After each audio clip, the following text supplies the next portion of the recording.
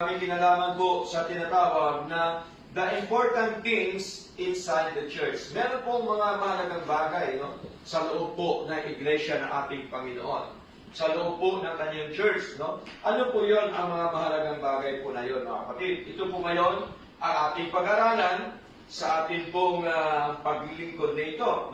The things to do inside the church as follows. Meron pong 5 bagay na nais ko pong ipahayag po sa inyo, mga kapatid, sapagkat ang church, napaka-importante po, sa harapan ng ating Panginoon. Napaka-importante na ang church ng ating Panginoon ay lumago, mga kapatid, At ito po ay, these things remind us that the church is a sacred place where we need God, Kailangan po natin ng Diyos, amen po?